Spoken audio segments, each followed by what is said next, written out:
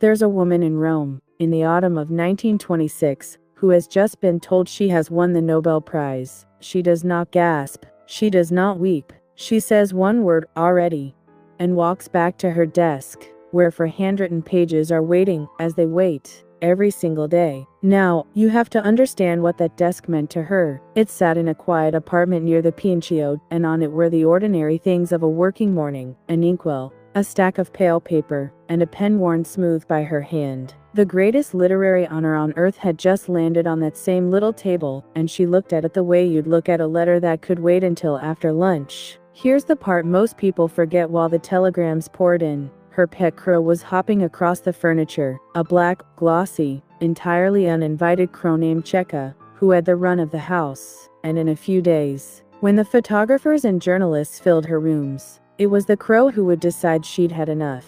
But that morning, the crow only watched. The woman sat down, dipped her pen, and returned to the sentence she'd left unfinished. Fame could knock all it liked. The sentence came first. It had always come first, since she was a girl on an island most Italians couldn't have found on a map. So let me take you back there, back across the sea, back 50 years, to a town in the mountains where a small, watchful girl was learning that words could be caught and pinned to paper. Her name was Grazia Deledda, and this is the story of how the quietest child in a loud house became the voice of a whole island. Picture this: a stone town called Nuoro, high on the slope of a mountain named Ortobena, in the heart of Sardinia. In the 1870s it was so remote the people called it a Bronze Age village. And they weren't entirely joking. The roads were bad, the winters were hard, and a girl born there could expect 4 years of school, if she was lucky, and then a life measured out in bread and wool. Grazia was born on the 27th of September, 1871, the fourth of 7 children,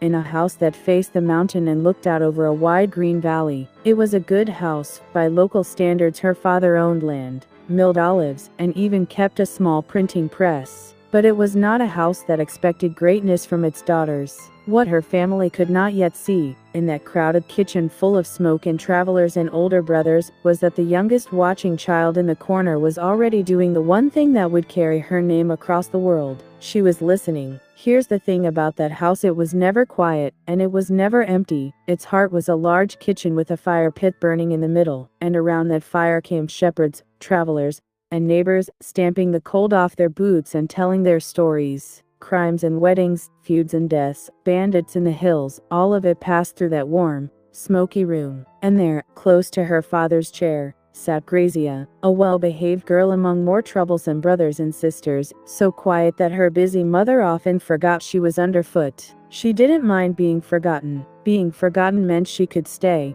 and listen, and keep every voice she heard folded away somewhere behind her steady brown eyes. Her father was the one who noticed her, Giovanni Antonio Deledda, blue-eyed and gentle, a landowner who was also, secretly, a poet. He loved books. He had even started that little printing press to put his own verses into the world. When Grazia stayed near him instead of running off to play, he let her stay, and something quiet and lasting passed between them by the light of that fire. Now, learning to read in Nuoro was a strange kind of magic, because the language of school was not the language of home. At home they spoke Sardinian, the old tongue of the island. School meant Italian, the language of a distant mainland Grazia had never seen. To read and write meant learning, in a sense, a foreign country, and she took to it like a child taking to water. There was an uncle, a learned priest named Sebastiano, who could speak Latin with foreign travelers, and he saw the spark in her first. Before she'd even started school, he taught her to shape her letters, to turn sounds into little black marks on a page. To Grazia, this was not a chore, it was a door. Her favorite place on the walk to school was a small shop that sold notebooks, pens,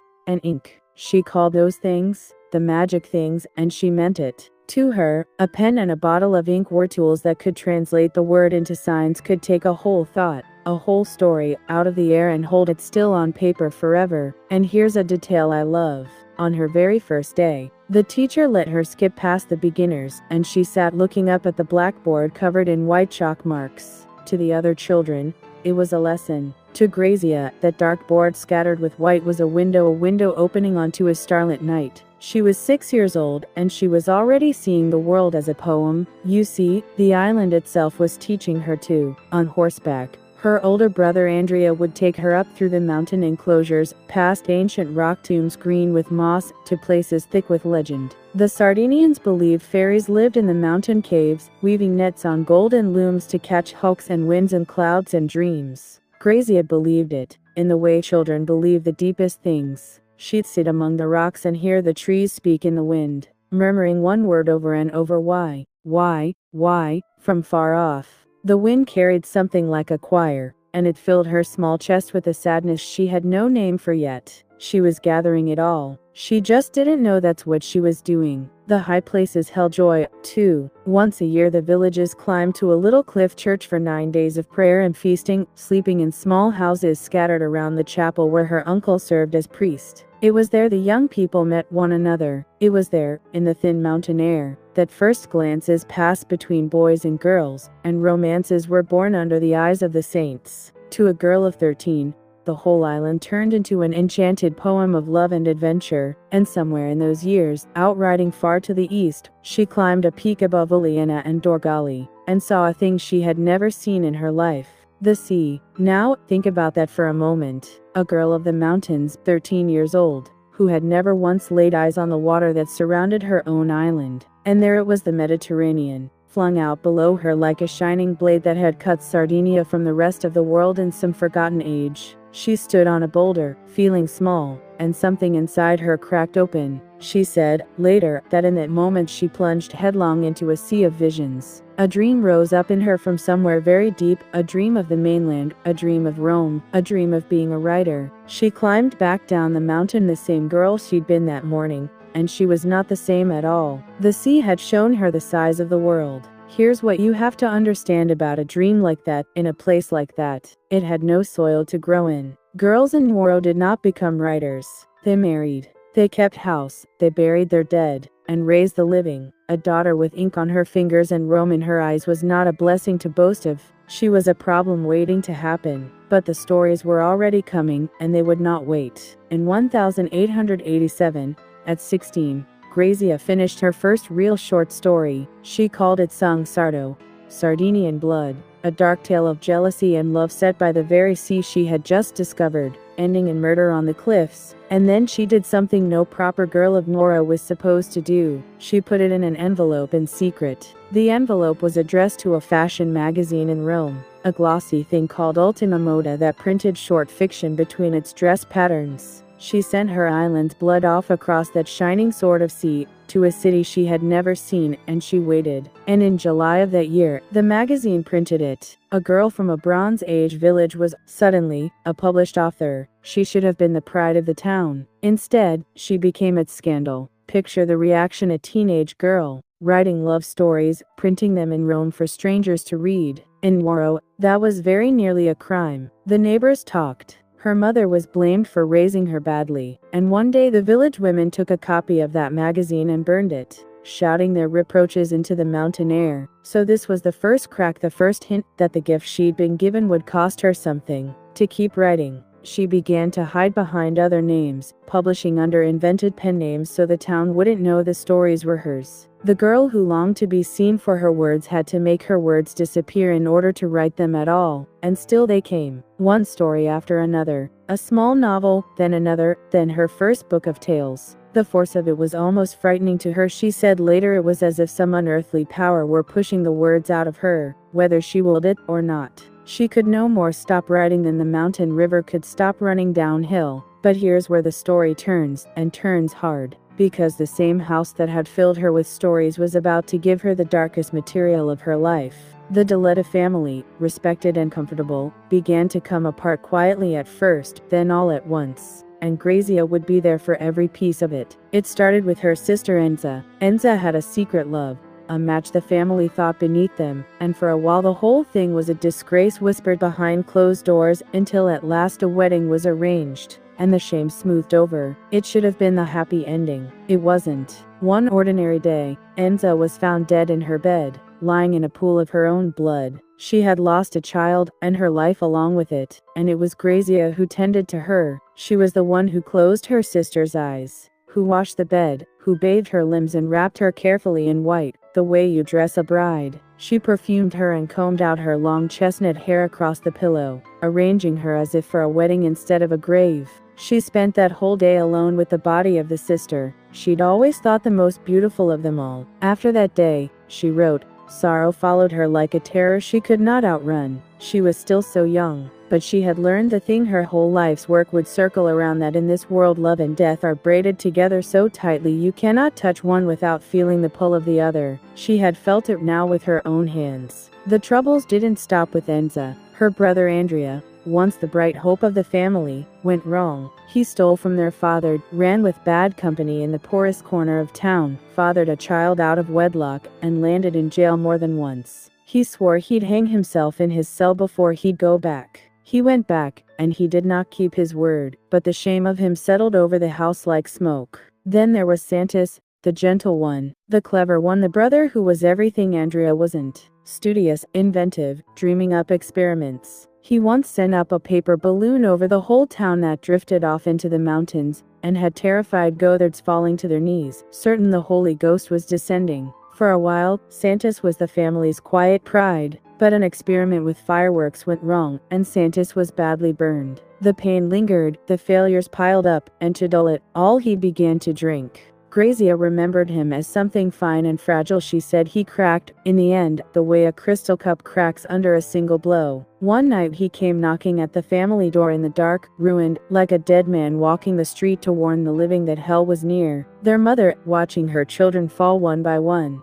began to sink into a darkness of her own, and so it fell to Grazia, the quiet one, the watcher by the fire, to take up the family's business, the olive press and the account books, and hold what was left of them together. She was barely more than a girl, and already she was learning what her whole island seemed to know in its bones, that we are not the masters of our lives. Now, the year that broke the family open was 1892.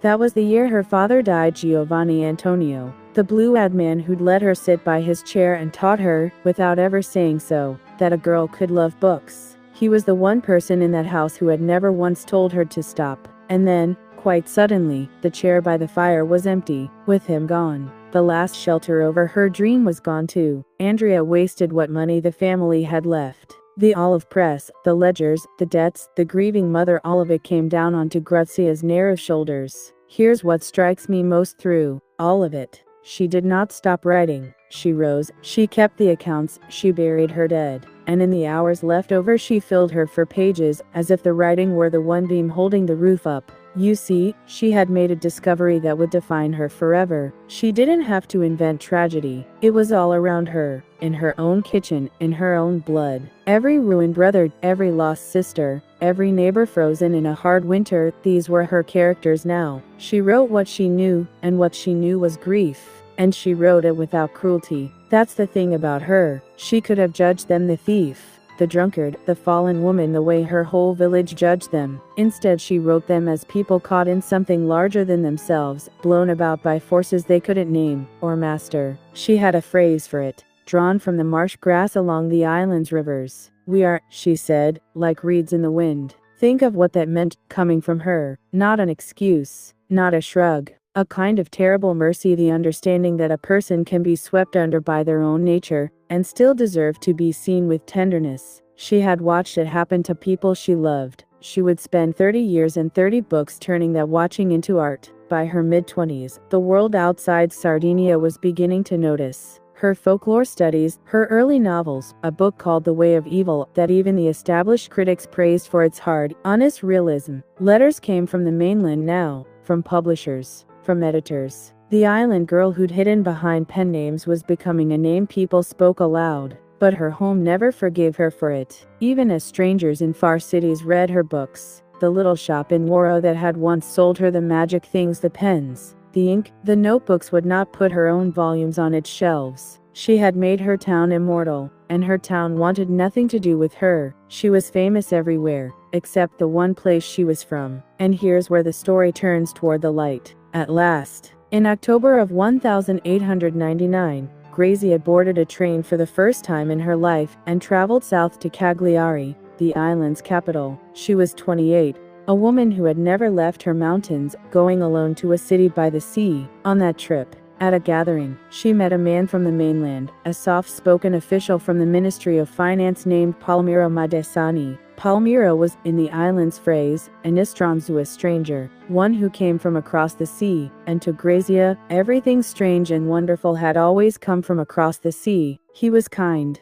He was steady. He was, remarkably for the time, not the least bit troubled by the idea of a wife who wrote. Within a few months, in January of 1900, they were married. So she did the thing she had dreamed on that mountaintop as a girl of 13. She left. She left the stone house, the empty chair, the burned magazine, the town that wouldn't sell her books, and she crossed the shining sword of sea toward Rome. She was almost 30. Half her life was behind her, and every year of it had been spent gathering the material for the years ahead. Rome opened for her like a second life. In a quiet apartment she settled into a rhythm she would keep, almost unbroken, until the day she died. A late breakfast, a long morning of reading, lunch, a short rest, and then 2 or 3 hours at her desk in the afternoon, filling for handwritten pages. Every day, 7 days a week, year after year after year. And the strangest, most beautiful thing happened. Away from Sardinia, she wrote Sardinia better than she ever had. The island she'd fled came flooding back onto her pages, the shepherds, the rock churches, the feuds and the fairy tales clearer and deeper for the distance. She had needed to leave the mountain in order to see the whole of it. Her first son came soon after the wedding. She named him Sardis, after the legendary founder of Sardinia itself, as if to plant the island's very name inside her new Roman family. For years later came a second boy, Franz. She had said she wanted a quiet domestic life, and now she had 2 small sons, a devoted husband, and a desk. She wrote later that she'd never known such happiness. Here's the part that tells you everything about her. In the middle of that happiness, the babies, the household, the sunlit Roman mornings, she was writing some of the saddest books of her life. Ashes. After the divorce. Reeds in the wind. She dipped her pen in her own past sorrows, even as her present overflowed with joy, and somehow the joy never softened the truth of the grief. She had learned, long ago, that they were braided together. One book from these years found its way to something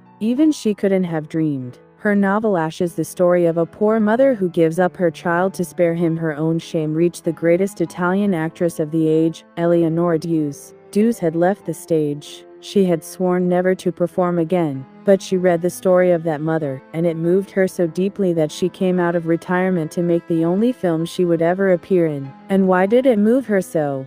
Because Duse had once, in her own life, given up a child to protect it. She was not acting a stranger's sorrow. She was living her own, in front of a camera. In the story Grazia had drawn from the griefs of a Sardinian kitchen. That is what Grazia's writing could do. It reached across all distance, and found the same wound in another human heart. Now, not everything in these Roman years was kind. There was a wound of her own she never quite recovered from. A famous fellow writer published a satirical novel, a thinly disguised portrait of a stiff, awkward woman author, and her easygoing manager husband. Everyone in Rome recognized it at once. It was Grazia and Palmiro, held up for the whole city to laugh at. What cut deepest was where the private details had come from. They were too intimate to be guessed. Someone close to her had talked, perhaps, most painfully of all, her own husband, without meaning any harm. The shy woman who had spent her life turning private pain into art, now saw her own private life turned into somebody else's joke.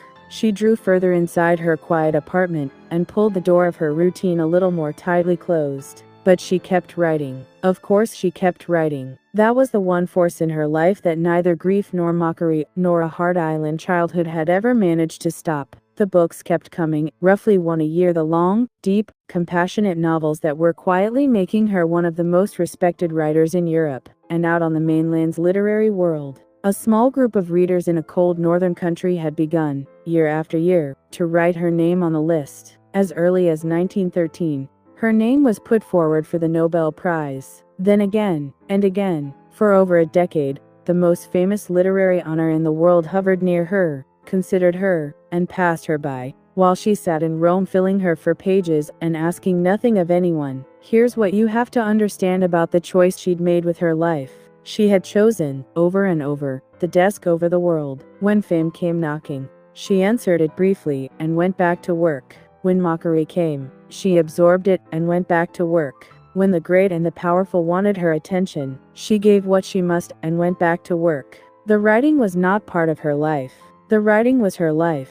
So when the news finally came, in the autumn of 1926, that the Swedish Academy had chosen her the first Italian woman ever, only the second woman in the world, it found her exactly where it always would have, at her desk, mid-sentence, pen in hand. And you already know what she said. Not a cry of triumph, not a speech. One quiet, almost embarrassed word, Gia.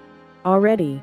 As though the world's highest honor were a caller who had arrived a little sooner than expected. And then she looked back down at the page in front of her, because there were still, that day, 4 pages to fill. Look at the whole shape of it now. A watchful girl by a fire in a Bronze Age town. A scandal at 16. A father's empty chair. A sister washed and shrouded by her own hands. Brothers lost, a mother darkened, a business carried, a sea crossed, a family built, a mockery endured. And through every single year of it, 4 pages a day, this was the woman the Nobel Prize had come, at last, to find. Now here is where she had to make a choice she had never trained for. All her life she had chosen the quiet room, but the prize would not let her stay in it. It flung open her door and let the whole world in, and she would have to decide, at 55, what kind of laureate a shy woman from the mountains was going to be. The photographers came first. They filled her rooms in and out, day after day, cameras and questions and strangers tramping through the quiet apartment where she had built her careful, silent life. For a while she bore it graciously, but the person she watched most closely, in all that commotion, was not a journalist. It was her crow. Cheka, the black crow, grew more and more agitated by the crowds fluttering room to room, unsettled by the noise. And one day the bird had simply had enough and flew out the window into the Roman sky. Grazia watched it go. Then she turned to the room full of visitors and made her decision as gently as she made everything. If Cheka has had enough, she said, so have I. And she showed them all to the door. That was her choice. Right there, in a single sentence about a bird. The world could give her its highest prize, and she would accept it, and thank it, and then she would ask the world to please step outside, so that a frightened crow might come home to a quiet house. She would not be made into a monument. She would remain a woman at a desk. Then came the harder choice. In December of 1927 she traveled north 3 days by train and ferry, her first journey to that part of the world, to a frozen Stockholm, to accept the prize in person. Imagine her there, a small woman, barely 5 feet tall, white-haired, rosy-cheeked, surrounded by kings and ambassadors and ministers of state, feeling, as she rode home, almost dwarfed by everyone she met. And when the great moment came, when the scholar rose to praise her in a long speech she couldn't understand, and she heard her own name and knew she must stand and walk toward the king, she said that in that very instant, in that glittering hall at the top of the world, she thought she heard a sound. She thought she heard Cheka, her crow, cawing. Her heart, even there, was flying back over the sea to a quiet apartment in Rome, and a bird she'd asked the world to leave in peace. The day after that glittering ceremony, she sat down and wrote a letter home to her younger son, Franz. You'd think it might be full of kings and crowns and the speech she'd just given before the whole Swedish court. It wasn't. It was mostly about the crow. She reminded him to feed Cheka, and to take good care of the bird while she was away. That was the shape of her heart, even at the summit of her fame. So, here's what you have to understand about what the prize actually changed. It made her famous. It sold her books in a dozen languages. But it did not, for one single afternoon, change the woman. She came home to Rome, to the late breakfast and the long morning of reading, and the 4 pages after lunch. The routine closed back over her like water over a dropped stone. The world, though, was not finished with her, because the Italy she returned to in 1927 was no longer the Italy she had left for Stockholm. A new man had taken hold of the whole country, Benito Mussolini, and he had noticed that one of the most celebrated writers on earth was an Italian woman living quietly in Rome, and a man like that does not let a prize like hers go to waste. He wanted to stand in her light. She was made to attend a ceremony, stiff and public, where the honor bestowed upon her was a portrait of Mussolini himself, inscribed in his own hand. He read the dedication aloud to the gathered crowd, savoring every word for Grazia Deledda, with profound admiration. From Benito Mussolini, the Nobel laureate stood there and received a photograph of the dictator, as though it were a gift. In private, she called these fascist festivities exactly what they were: a farce, something alien to her whole nature, but she also saw them as inescapable, the price stamped on the back of fame. She had never wanted power, or politics, or a place on any stage. She wanted the desk and the crow and the memory of the mountain. What she got was a photograph of a man she did not admire, smiling out of a silver frame. But listen to what she did with the one bit of leverage her fame gave her. Mussolini, playing the generous patron, once asked if there was anything he could do for her, anything at all. She could have asked for money, comfort, honors. Instead, she asked him to release a friend from her homeland, a Sardinian imprisoned for standing against the fascists. That was what she spent her power on, freeing a countryman from a cell. Here's the part most people never learn about her. Quietly, she carried a sympathy for another jailed Sardinian, a thinker named Antonio Gramsci, whose writings from behind bars would one day be read all over the world. She made no speeches. She led no movements. But in the small, private ways available to a shy woman, she kept faith with the outcasts and the imprisoned, the very people her novels had always refused to condemn. Now, through all of this, the prize, the dictator, the fame, a shadow had already fallen across her that no one outside her closest circle could see. She was ill. A cancer had begun its slow, painful spread through her body, the same quiet, incurable illness she would give, a few years later, to the heroine of her final novel. She told almost no one. She simply folded the pen into her day and kept writing. And I want you to sit with the courage of that for a moment. Not the loud courage of the battlefield. The other kind.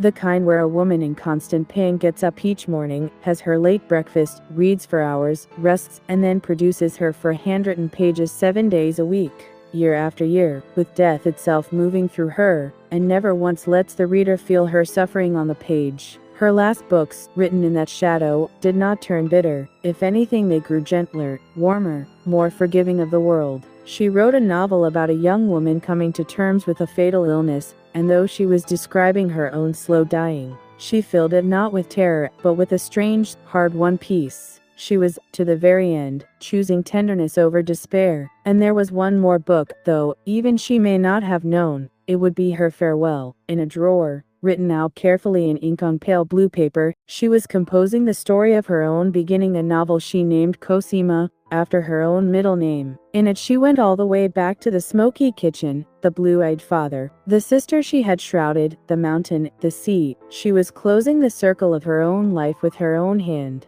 On the 15th of August, 1936, in Rome, at the age of 64, Grazia Deledda died. The cancer she had carried in silence for years finally took her. She left behind her husband Palmiro, who had stood beside her without ever standing in front of her, and her two sons, the boy named for an island, and the boy she'd reminded to feed the crow. When they laid her to rest, they dressed her in a particular gown, not something new, not something grand. They shrouded her in the deep maroon velvet dress she had worn that frozen December in Stockholm, 10 years before, the night the world had crowned her. The dress had traveled across a continent for one glittering evening. Now it went with her into the ground. And here's the last turn of her story, the one she surely would have loved. She did not stay away from her island. Her body was eventually brought home to Nuoro, to the town that had burned her magazine and refused to sell her books, and laid to rest at the foot of Monte Ordovena, the enchanted mountain she had ridden as a girl. There, in a quiet spot beneath the trees she used to pass on her walks uphill, they built a small stone church to hold her. They named it after her final novel, The Church of Solitude. So her grave is not marked by a plain slab with a date. Her grave is a book. The island that could not love the living writer built a chapel of her own words around the woman who had come home. Now, think about what that means. Even after she was gone, the books kept coming. That novel in the drawer, Cosima, the story of her own childhood written in ink on blue paper, it was found after her death and published. So that her last gift to the world was the story of her first years in it. Death closed the desk. It could not quite stop the 4 pages. Here's what most people miss when they hear the phrase Nobel Prize winner. They picture the medal, the ceremony, the frozen hall in Stockholm. But the real Grazia Deledda is not in that hall. She's back in the smoky kitchen in Nuoro, a small quiet girl by the fire, memorizing the voices of shepherds and travelers, gathering grief and wonder that she would spend 50 years turning into art. She wrote more than 30 novels. She wrote some 400 short stories, plays, poems, even a libretto, and every word of it came for pages at a time, from the hand of a woman who had been given for years of schooling and told, in 100 small ways, that girls like her did not become writers. She simply refused, quietly, for 6 decades, to believe it. She never called herself great. When the Nobel came, she said Verga, another writer, deserved it more than she did. When they praised her, she looked at her shoes. When asked to speak, she gave one of the shortest acceptance speeches the ceremony had ever heard. She apologized that she didn't know how to make a speech, offered a few words of thanks, and sat down. But one man's words at that banquet stayed with her all her life.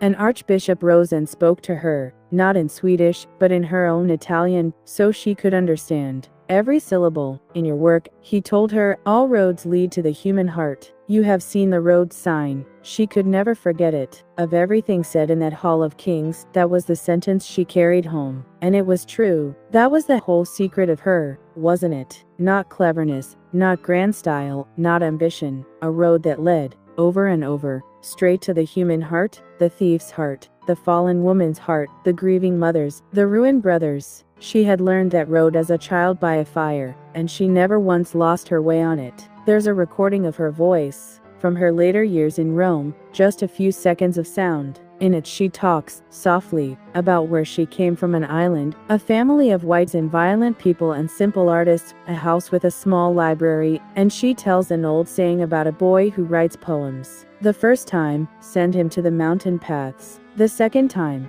you may punish him. But the third time, leave him alone, because then he is a poet. She was that child, the one who could not be sent away from the words, or punished out of them, or shamed into silence. The village burned her magazine and she wrote under other names. Her family objected, and she wrote anyway. The world offered her its highest prize, and she said already, and went back to the page. Some force in her, from the very start, would not be turned aside. Now, picture the mountain today, Monte Ortobene, above Nuoro, the same slopes where a girl on horseback once heard the trees murmur whine in the wind. The little stone church still stands beneath the trees, and inside it, still, is the woman who as a child saw a chalk-dusted blackboard and thought it looked like a window opening onto a starlit night. She had spent her whole life turning the smell of that smoky kitchen, the rough wool of a shepherd's coat, the incense of the mountain feasts, into sentences that strangers 1,000 miles away could feel in their own chests. And now she rests inside a church made of her own words, in the scent of the mountain herbs on the island she both fled, and never truly left.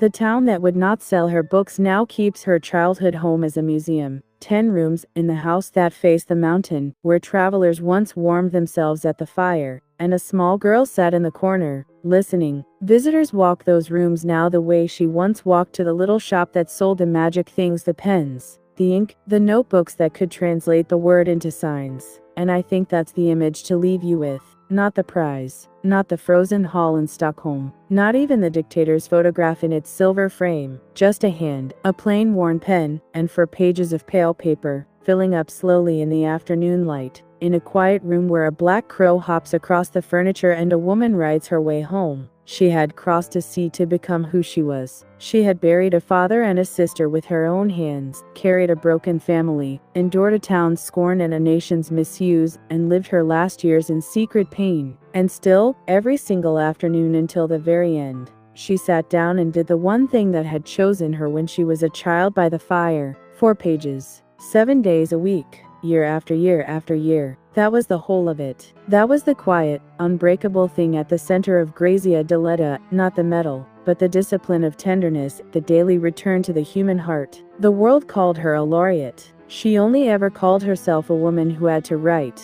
She saw the road sign. The archbishop said, all roads lead to the human heart. She had seen it as a girl by a fire, seen it in her sister's shrouded face, seen it in every reed bent by every wind on her hard and beautiful island, and she followed that road, 4 pages at a time, all the way from a Bronze Age village to the top of the world, and all the way home again. So the next time you hear the words Nobel Prize in Literature, I hope you'll think, for a moment, of her, of the small watchful girl in the corner of a smoky kitchen, of the sea seen for the first time from a mountaintop, of one quiet word, already, and a hand reaching back for the pen, because that is where the greatness really lived, not in the applause, in the return to the desk. in the choosing, every single day, of the work over the world, and the heart over the noise. Grazia Deledda, born on an island most of the world had never heard of, buried inside a church made of her own words. A woman who caught the voices by the fire and pinned them, forever, to the page so that 100 years on, in a language she never spoke, we could sit together and love her too. And somewhere on that mountain, beneath the trees she walked as a girl, in the scent of herbs and the sound of wind through the high rocks, the reeds are still bending, never quite breaking, just as she always said they would. If this story stayed with you, and you'd like to keep sitting with lives like hers, I'd be so glad to have you here for the next one. Take a moment to subscribe, and to like this video, so more people can find their way to stories like Grazia's. Tap the bell, and you won't miss whoever we meet next. There are so many quiet, remarkable lives still waiting to be told, and I'd love for you to be here when we tell them.